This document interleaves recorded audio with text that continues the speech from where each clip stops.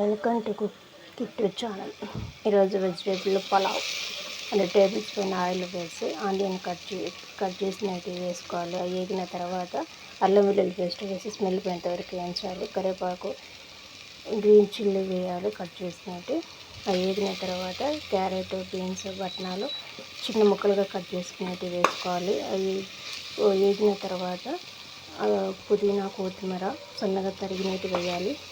అది వేగిన తర్వాత టమాటాలు పొడవుగా కట్ చేసినట్టు వేయాలి. అవి మగ్గేంత వరకు ఉండాలి. పుదీనా, కొత్తిమీర, పచ్చిమిరపకాయలు, ధనియాల పొడి, ఇంకా జీలకర్ర పొడి వేసి గ్రైండ్ చేసుకోవాలి మెత్తగా. ఆ పేస్ట్ ఇందులో వేయాలి. స్మెల్ పోయేంత వరకు వేయించుకోవాలి. చివరిగా సాల్ట్ వేసుకోవాలి. అవి మగ్గేంత వరకు, ఉడికేంత వరకు బాగా ఉంచి ఒక 5 నిమిషాలు ఉంచేయాలి. ముందుగా నానబెట్టుకున్న రైస్ ఇందులో వేసుకోవాలి. రైస్ వేసి కలబెట్టుకున్నాక 1 గ్లాసు రైస్ గాను 2 గ్లాసులు వాటర్ వేసుకోవాలి. ఇది 2 విజిల్ వచ్చేంత వరకు ఉంచుకోవాలి. ఆలు బఠానీల కర్రీ. 2 టేబుల్ స్పూన్ ఆయిల్ వేసి ఆవాలు, ఎండుమిర్చి, కరివేపాకు వేసిన తర్వాత ఆనియన్స్, చిన్నగా కట్ చేసుకున్న ఆనియన్ వేయాలి. వేగిన తర్వాత అల్లం వెల్లుల్లి పేస్ట్ వేయించాలి.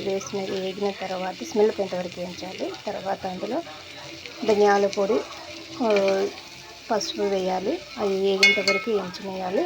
చివరిగా టమోటాలు ఇట్లా చిన్నగా కట్ చేసుకునేది వేయాలి. ఇందులో సాల్ట్ వేయాలి. టమోటాలు మగ్గిపోయేంత వరకు ఇలా ఉడకనియాలన్నమాట.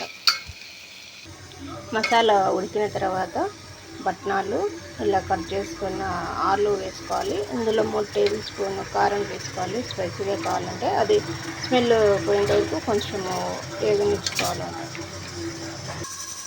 పల్లీలు, తెల్ల నువ్వులు వేయించి పొడి వేసుకునేది. ఈ పొడిని ఇందులో 2 టేబుల్ స్పూన్ వరకు వేసుకోవాలి. కలబెట్టుకొని కొంచెం వాటర్ వేసుకొని 3 విజిల్ వచ్చేంత వరకు ఉంచుకోవాలి. అంతే, ఆలు కర్రీ రెడీ.